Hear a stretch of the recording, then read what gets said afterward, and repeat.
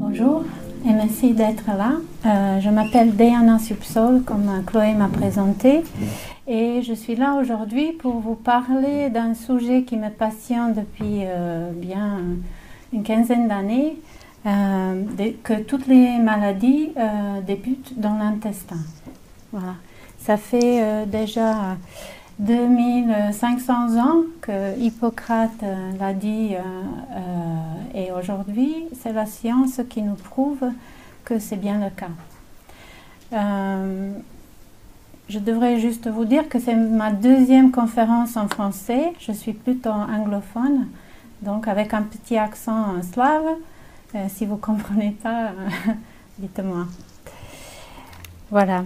Donc Hippocrate, le père de la médecine allopathique, mais aussi un grand partisan de la médecine naturelle.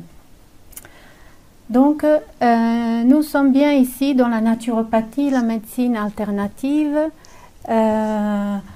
Et dans la médecine alternative, nous savons que comme le professeur Jovet a dit, on regarde un être humain pas comme juste la partie physique, mais aussi c'est un ensemble des trois parties, le corps, l'âme et l'esprit.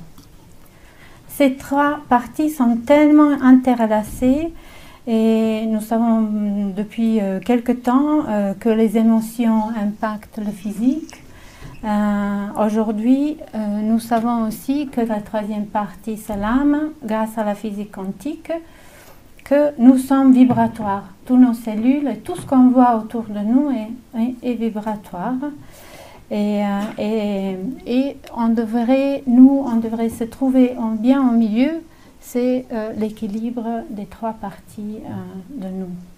Et également, là, en milieu, on trouve la conscience, ce qui gouverne tous nos métabolismes aujourd'hui. Donc, on va bien voir que ce n'est pas le cerveau qui gouverne, qui donne des ordres. Donc, l'équilibre, la santé se trouve au milieu et donc, le monde vibratoire, notre santé, grâce à la naturopathie, nous amène à un niveau vibratoire où la maladie elle ne peut pas exister. Et quand la maladie elle vient, ça veut dire que notre taux vibratoire a baissé tellement qu'on est dans un déséquilibre et finalement la mort, quand elle arrive, il n'y a plus de vibration du tout. Voilà. Donc, comme j'ai dit, nous, on regarde les choses un peu différemment de la médecine allopathique et la plupart des gens sont habitués de se poser la question pourquoi quelque chose m'arrive, et c'est bien la première question qu'on me pose quand on vient me voir. Et nous, dans la médecine naturelle, on le sait, on n'a pas besoin de chercher, on sait qu'il n'y a que deux causes de déséquilibre, ça veut dire la toxicité et les carences. Donc la partie physique comme la partie émotionnelle, elle va être en déséquilibre parce que nous sommes trop toxiques ou nous avons besoin de choses. Et notre milieu aujourd'hui est tellement pollué, beaucoup plus, que toutes ces maladies chroniques qui sont bien en augmentation. Notre air, notre alimentation, notre eau, tout est pollué et les carences, nous savons aujourd'hui, même si nous mangeons bio, que les aliments ils ont plus que à moitié de ce qu'ils avaient il y a 20 ans, 30 ans, 40 ans en nutriments. Et pas seulement qu'on est en carence à cause de ça, mais on va voir bientôt, c'est qu'on n'absorbe pas les nutriments comme il faut aujourd'hui.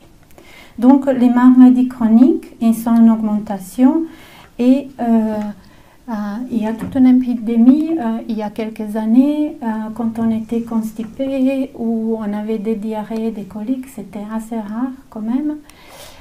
tous ces groupes de l'asthme, d'eczéma, des allergies, des intolérances, on en parlait très peu.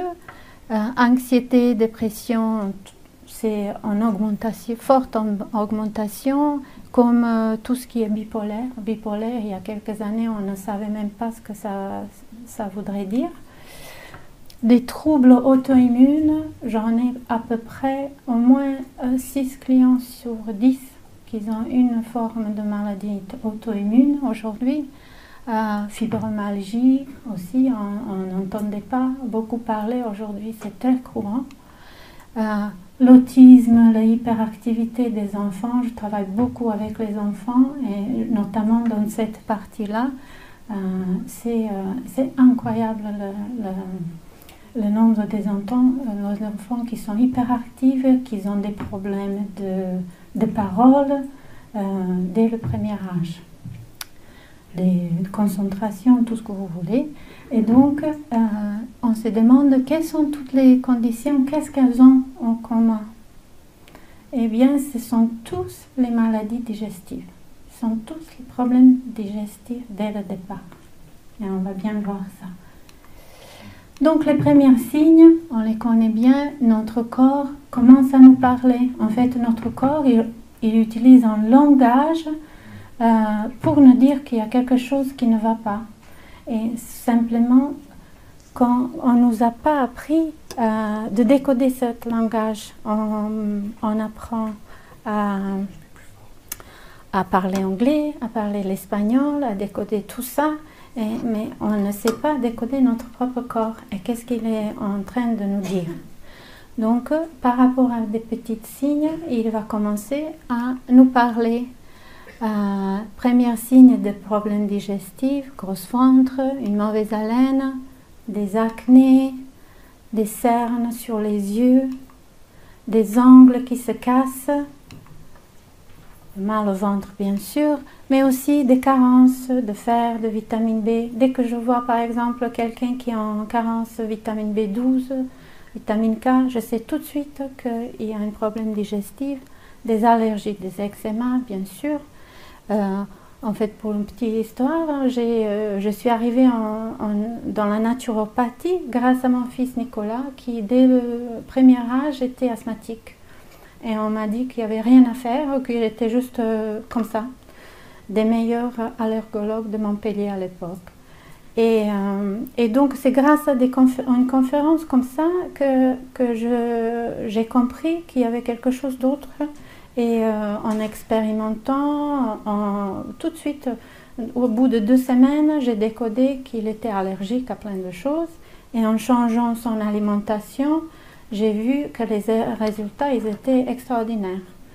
Et petit à petit, la vie m'a amené de la vie d'architecte aujourd'hui à la naturopathie, où je consacre mon temps à donner aux autres des informations que moi je n'ai pas eues à l'époque, pour que ça aille plus vite. Voilà, donc infection urinaire, problème de sommeil, tout ça c'est notre corps qui nous parle que la digestion n'est pas bien.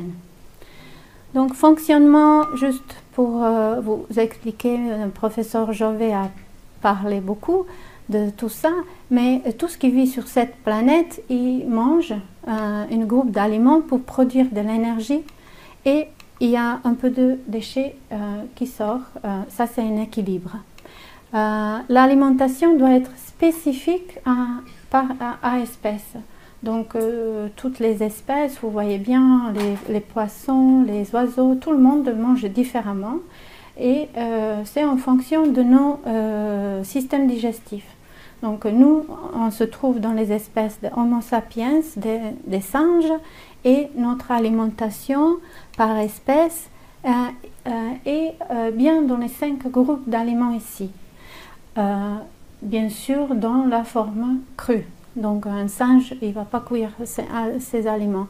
Les fruits, les légumes, les noix, noisettes, les graines et les protéines. Ça, c'est notre alimentation spécifique. Comme on voit que quand on donne un morceau de chocolat à un chien, ben, il ne va pas aller bien, et même un chat, il ne va pas le prendre.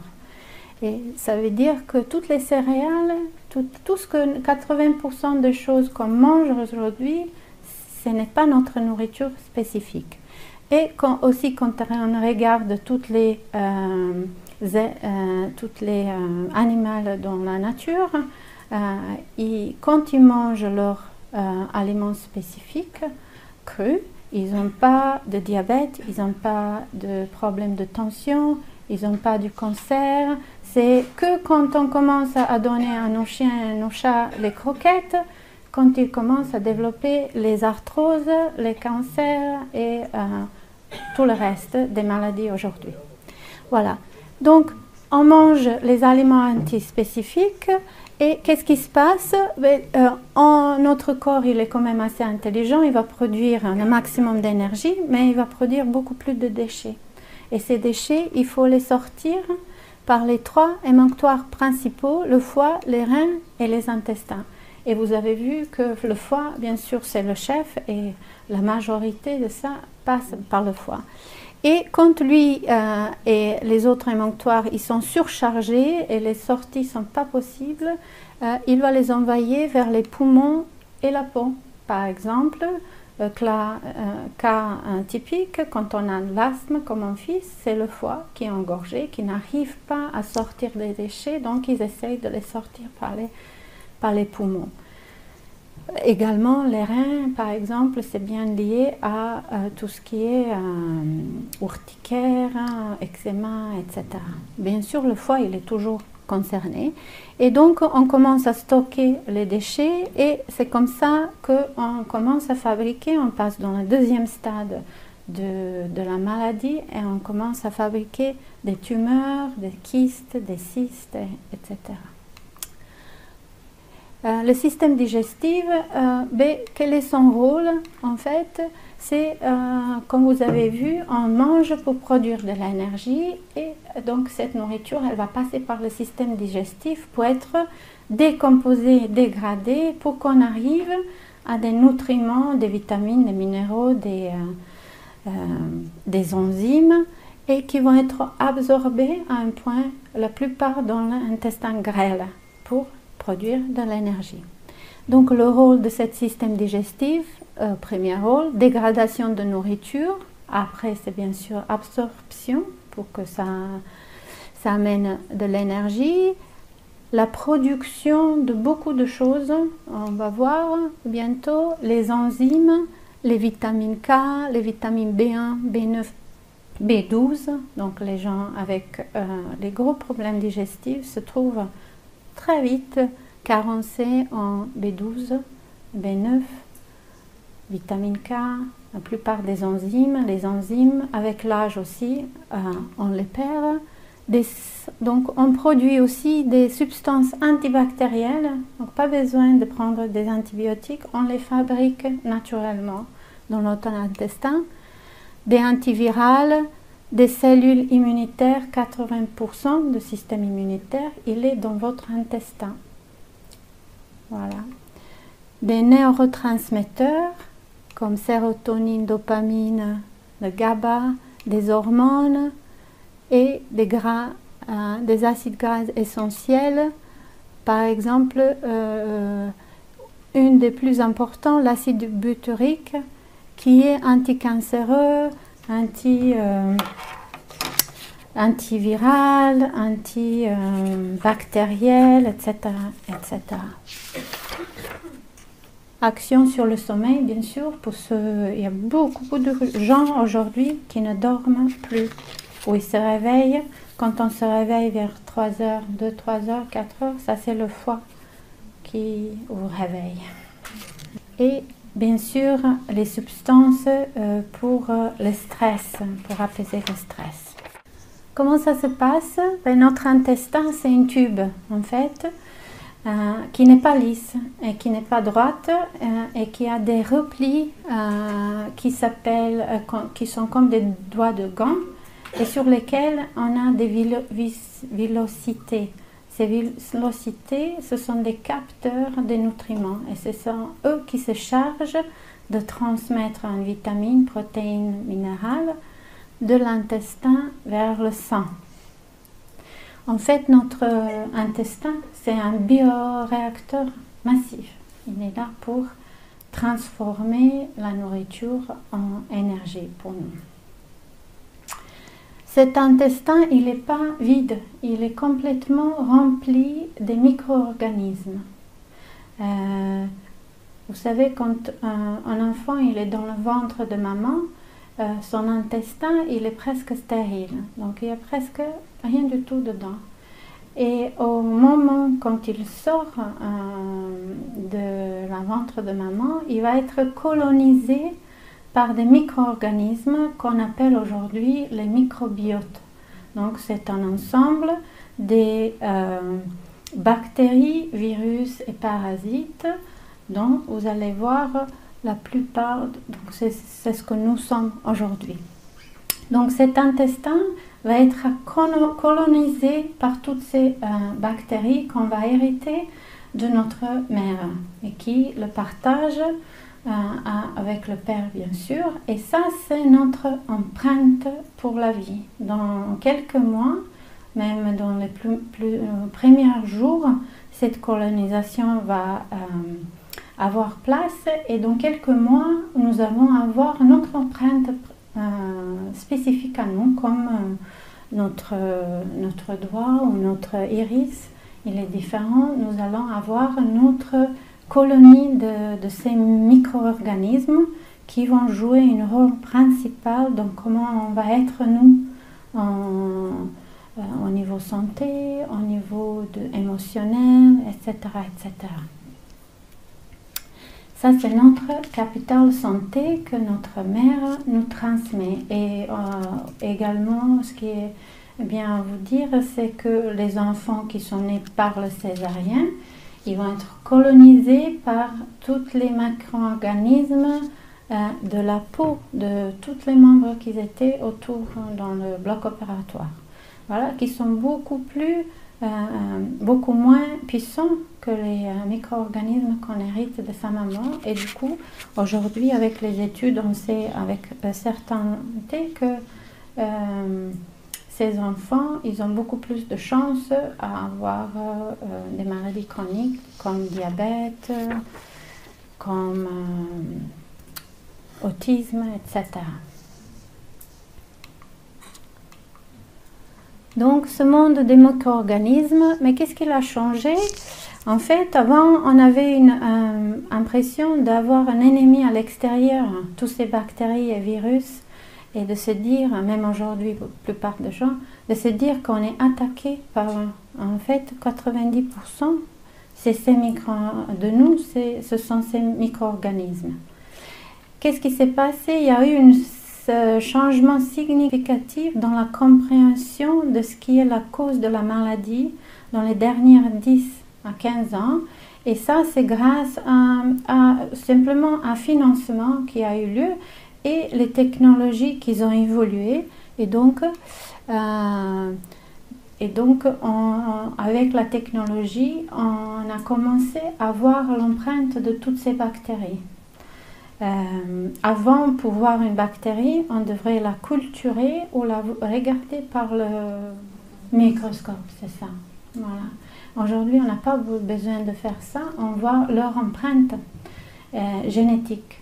Et c'est comme ça que tout d'un coup, nous avons découvert un monde fascinant de micro-organismes et nous nous sommes rendus compte que nous sommes 80% une colonie de ces micro-organismes et il n'y a que 10% de nous, c'est nos propres cellules. C'était tellement fascinant que Obama a donné 100 millions de dollars pour financer les projets d'études de ces micro-organismes. Il y en a un paquet. Et en regardant qu'est-ce qui se passe quand un intestin est stérile d'un rat, on voit que son système immunitaire tombe à zéro. On voit que son comportement émotionnel change complètement, il devient introvert et avec beaucoup de peur. Et quand on augmente, quand on met des bonnes bactéries, bons micro-organismes dans son intestin, on voit il est svelte, donc il n'y a pas d'obésité, il est en bonne santé, il est très curieux et très extroverte, etc., etc. Donc, on s'est rendu compte aussi qu'il y a une ligne directe avec notre matériel génétique, donc qui influence notre façon de réagir et répondre aux choses d'environnement. Donc la microbiote, voilà quelques chiffres. On en a 100 trillions de micro-organismes dans notre intestin, ça fait 10 fois plus que nos propres cellules. Donc, comme je vous avais dit, plupart, c'est les bactéries, virus et parasites, c'est 80% de nous. Ça veut dire que nous avons 3 millions de gènes qui viennent de micro-organismes. Donc, quand on nous dit que c'est génétique et qu'on ne peut pas le changer, c'est complètement faux. On peut changer nos gènes aujourd'hui, on le sait, pas seulement par l'alimentation, mais aussi par repositivation et tout ça, c'est vibratoire. Et contre 30 000 de génomes qu'on a comme des êtres humains.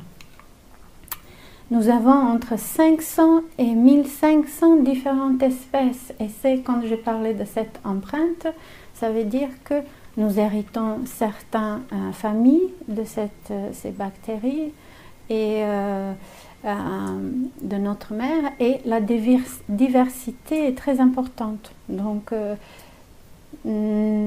si vous avez des petits-enfants, la meilleure chose à faire, c'est de leur donner un chien ou un chat et de les laisser dehors dans la poussière pour qu'ils attrapent la plupart, qu'ils diversifient leur monde de bactéries.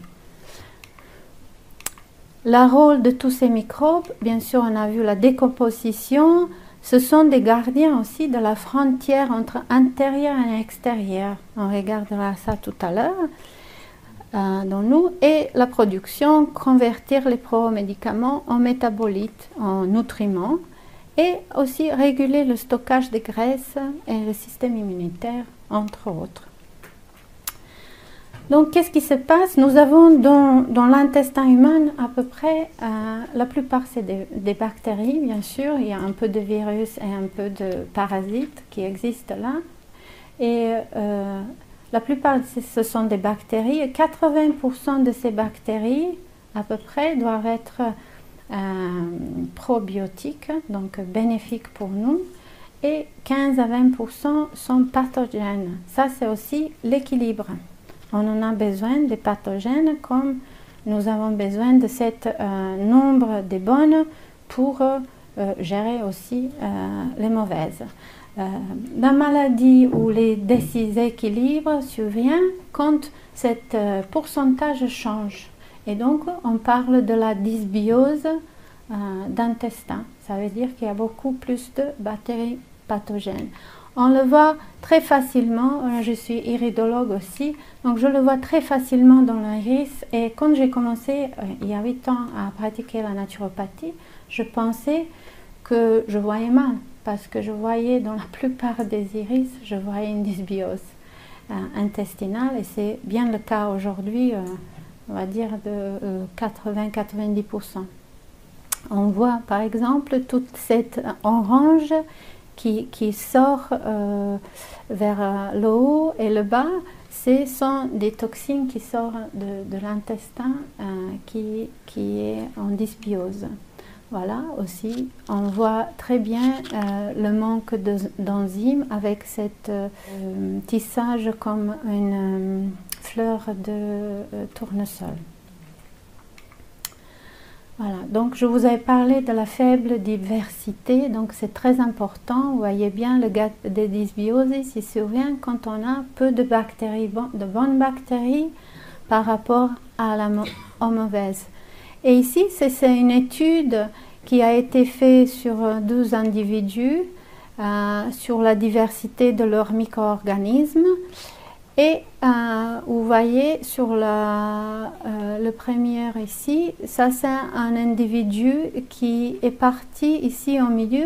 C'est une étude qui a duré 140 jours et ils ont mesuré tous les jours des bactéries dans l'intestin de chacun.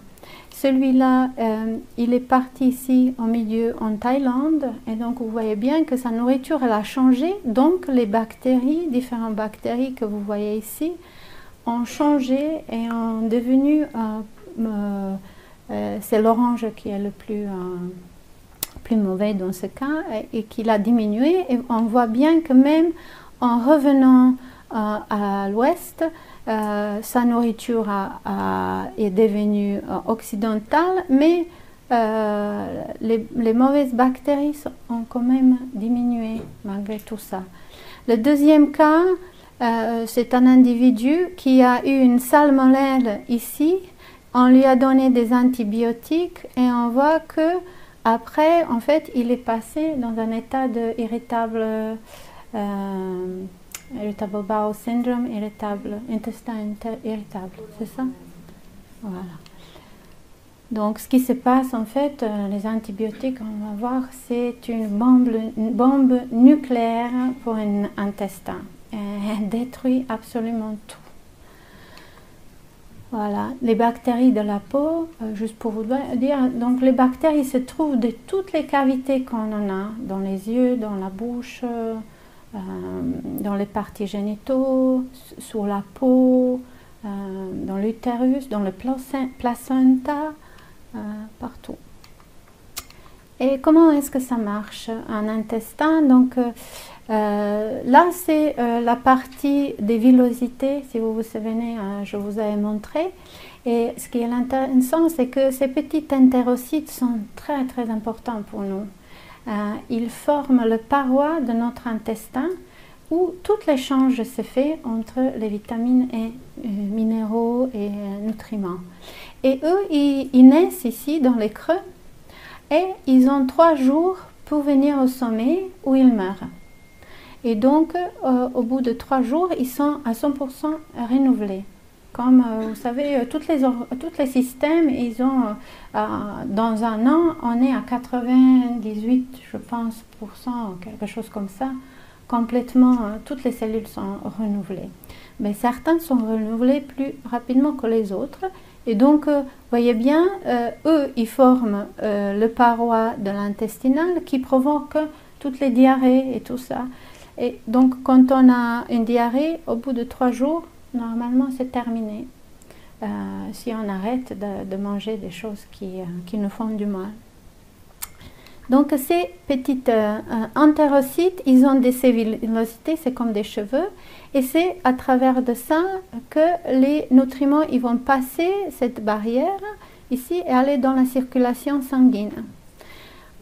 Également, la jonction entre eux est très très forte et donc ils ne laissent pas passer n'importe quoi. Il n'y a que les tout petites molécules qui passent.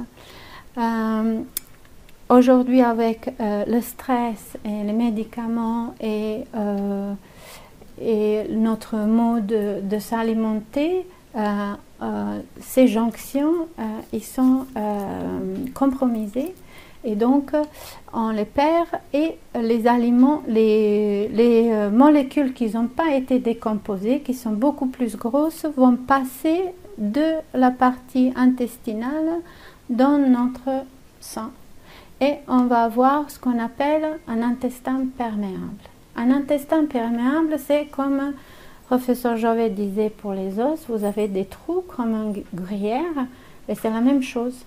C'est une tube qui a des trous partout, et on a toutes les molécules qui n'ont pas été décomposées qui passent.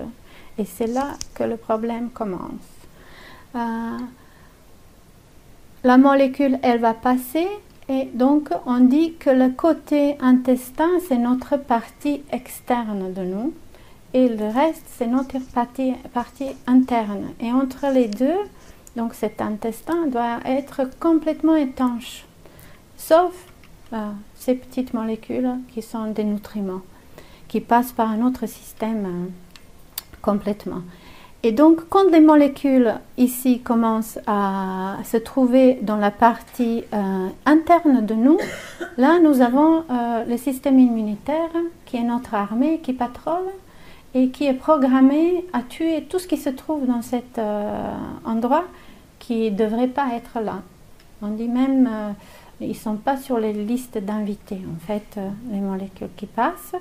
Et donc, quand ils commencent à les attaquer, c'est là que l'inflammation elle est là. Et l'inflammation, comme vous avez vu, c'est une réponse de notre système immunitaire qui est tout à fait normale. Ça veut dire qu'on est en guerre. Voilà. Et premier stade, quand ces molécules commencent à passer, c'est que après un certain temps, les cellules immunitaires, ils vont les nommer intrus. Ils vont dire que c'est l'ennemi, donc on va avoir une intolérance ou une allergie. Ça, c'est le premier stade. C'est comme ça que toutes les allergies commencent. Après un certain temps, si on n'a pas compris, ou si on prend des médicaments pour arrêter toute cette réaction de notre organisme, on va passer dans le stade de auto-immune.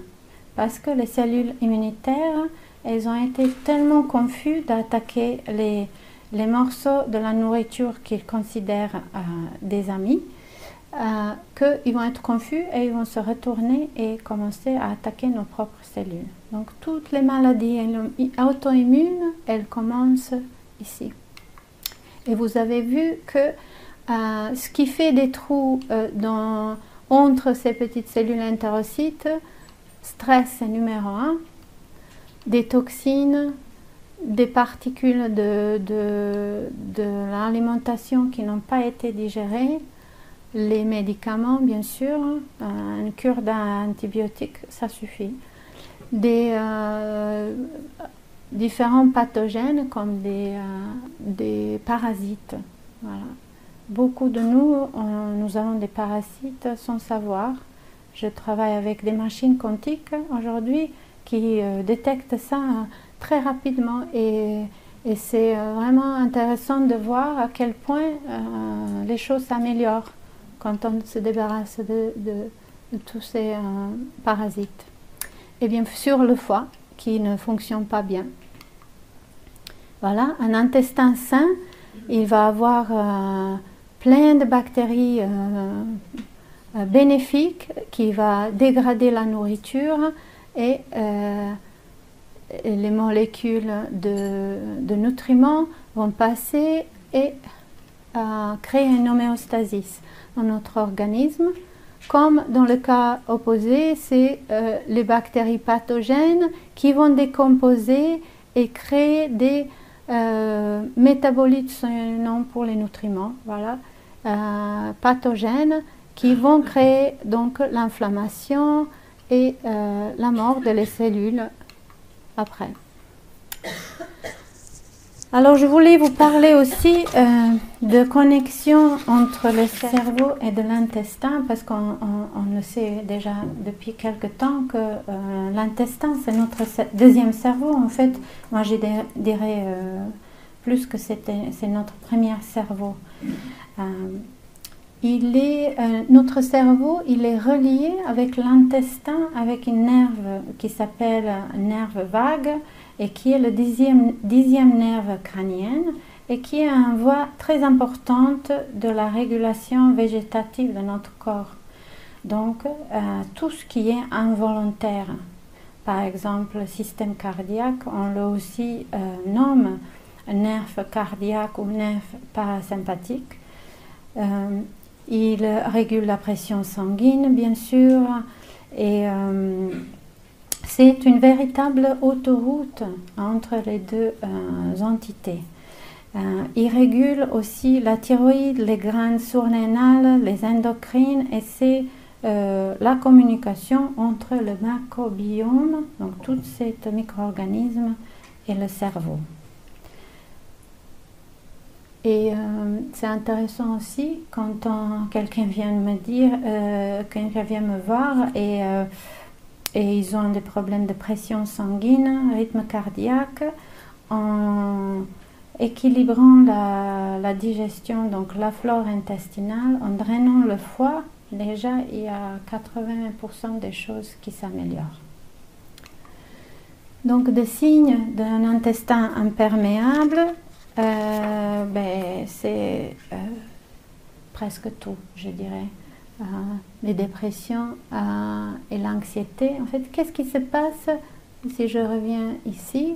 Comme je travaille pas mal avec des enfants autistes et des enfants avec les troubles de concentration et de hyperactivité, c'est magnifique de voir à quel point, au bout de 2-3 semaines, par exemple, un enfant il y a pas longtemps, il y a quelques mois, que j'ai eu une petite fille, que j'ai beaucoup de ce genre d'enfants, qui ne parlait pas à 3 ans et demi. Et Raphaël, qui, au bout de les parents français, qui avaient une nourriture typique française, les quiches, etc. Et maman s'est rendue compte très vite que il y avait quelque chose pas normal. Donc elle est venue me voir et Raphaël a changé son alimentation. Au bout de 3 semaines, elle a commencé à parler. Voilà. Et c'est pas le premier enfant. Mon premier enfant que j'ai eu il y a 2 ans, Petite Zocaïbe, j'ai parlé de ça à ma dernière conférence. C'était extraordinaire, vraiment, à quel point et à quelle rapidité ces enfants ils commencent à être concentrés, à commencer à parler, à se calmer. Et qu'est-ce qui se passe? En fait, c'est très simple, c'est que toutes les toxines de bactéries pathogènes qu'ils ont, donc toutes les molécules que leur corps n'a pas pu dégrader comme il faut, passent à travers de cette paroi, donc la perméabilité de l'intestin, et avec le nerf vague, il transfère, il perce la barrière de cerveau et il commence à polluer cet milieu humoral de cerveau. Et donc les connexions entre les neurones se font pas, tout simplement. Et quand on commence à fermer cette paroi et quand on commence à changer les bactéries ici, avec les enfants ça va très vite, les choses s'améliorent rapidement. Également pour tout ce qui est multiple sclerosis, tout ce qui touche la partie de cerveau, c'est le problème se trouve, c'est un problème digestif d'abord. Voilà, donc on le voit bien, tout ce qui est dépression, anxiété, tout ce qui est acné rosacée, eczéma, psoriasis, la thyroïde, c'est un grand. La thyroïde, en fait, c'est beaucoup lié à l'intolérance du gluten. Articulation, constipation, bien sûr, et fatigue chronique où les glandes surrénales sont impliquées. Quels sont les facteurs plus dommageables et plus importants? Ce sont les aliments transformés, qui sont pleins de toxines. Et le plus important pour moi, c'est les molécules de gluten, des produits laitiers et des sucres. Les molécules de gluten et des produits laitiers, c'est eux qui font les trous dans l'intestin, sans doute. Et nous avons beaucoup d'études aujourd'hui sur ça. Donc, pour guérir et réparer son paroi intestinale, on doit arrêter le gluten et les produits laitiers, comme les sucres.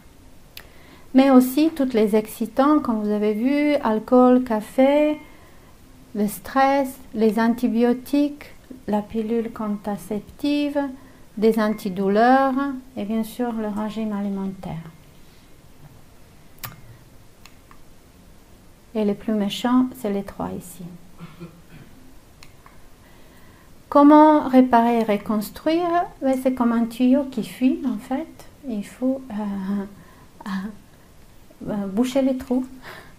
Et les trous, on les bouche avec certains aliments, beaucoup d'acides aminés comme le L-glutamine. Il est très important à réparer cette paroi. une alimentation saine, bon, bien sûr. Il faut reconstruire aussi donc, protéines, acides aminés qui sont les blocs constructifs dans notre corps. C'est comme essayer de faire une maison sans briques. Alimentation vivante, bien sûr, et bio, sans toxines, arrêter des toxines. Et le plus important pour un intestin, c'est tout ce qui est lactofermenté. Donc tout ce qui est lactofermenté va amener toutes les bonnes bactéries. On a oublié tous ces aliments aujourd'hui. La choucroute, tous les légumes lactofermentés, le kombucha pour ceux qui savent ce que c'est. Mais aussi toutes les protéines et toutes les bonnes graisses. En fait, le paroi intestinal, ces entérocytes quand vous avez vu, eux, ils adorent la graisse, la bonne graisse. Comme la graisse de canard, par exemple, la graisse de coco, les oméga 3 provenant des poissons grasses, le beurre cru, le régime. Quand on veut soigner cet intestin poreux et la digestion, on passe, moi je passe par les 3 étapes, la plupart des gens. La première, c'est l'introduction, un régime que j'appelle un régime d'introduction. Là, il n'y a pas de fibres, ou très peu, parce que en fait, un intestin et un système digestif qui est en inflammation, il ne va pas supporter le cru tout de suite.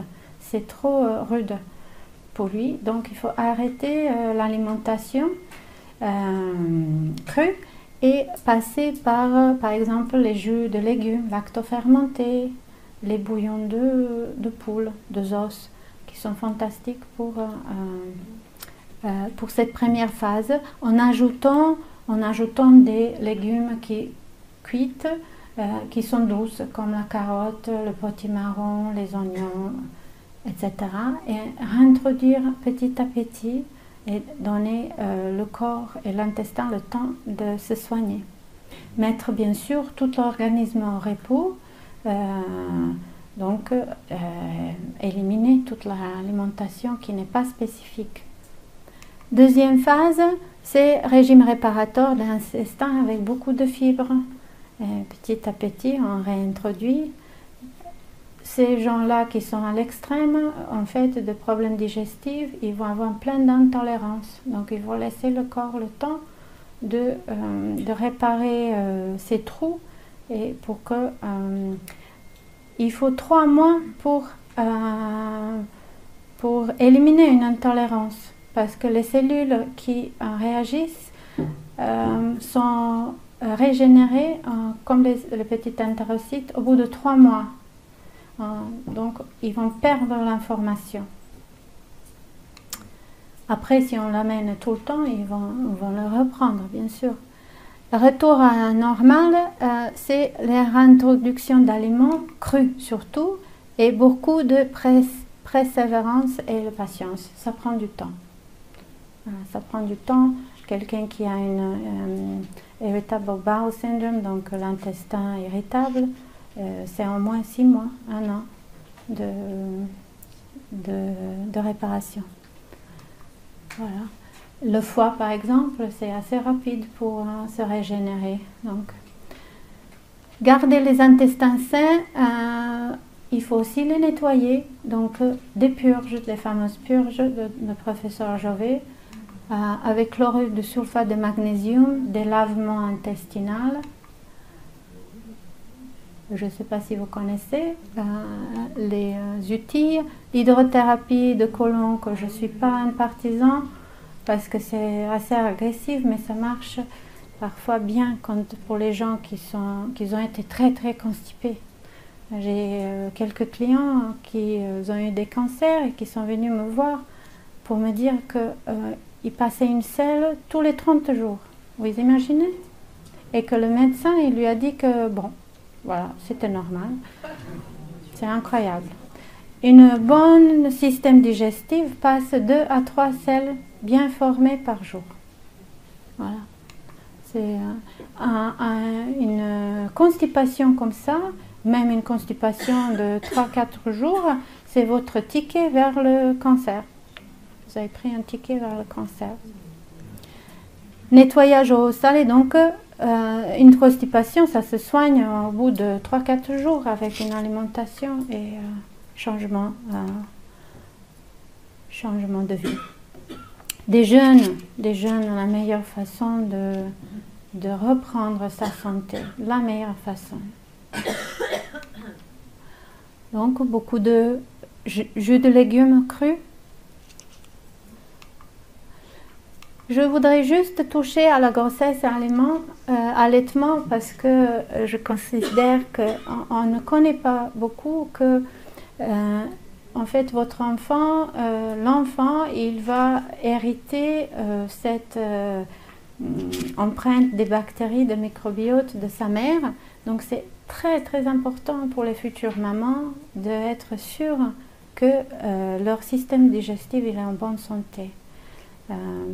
Bien avant la conception, il faut s'assurer que le corps il est sain et pour avoir un bébé qui est sain. Et donc on donne beaucoup de probiotiques et beaucoup de jus de légumes, lactofermentés ou crus aux femmes qui veulent avoir des enfants. Après l'allaitement, c'est comme ça aussi qu'on passe une partie de notre microbiote et les cellules immunitaires à notre enfant. C'est extrêmement important. Et finalement, un bébé, il faut lui apprendre dès le début à bien manger. Bien manger. C'est là que ça se passe. C'est pas trop tard pour les ados non plus, mais voilà. Donc, construire notre microbiome avant la grossesse et pendant la grossesse. La chose la plus importante, à part la vitamine B9, c'est les probiotiques. Pendant la grossesse ou les produits lactofermentés. Apprendre à vos enfants et allaiter vos enfants, c'est leur capital santé. Et à la fin, voilà, c'est votre santé, il est dans votre main.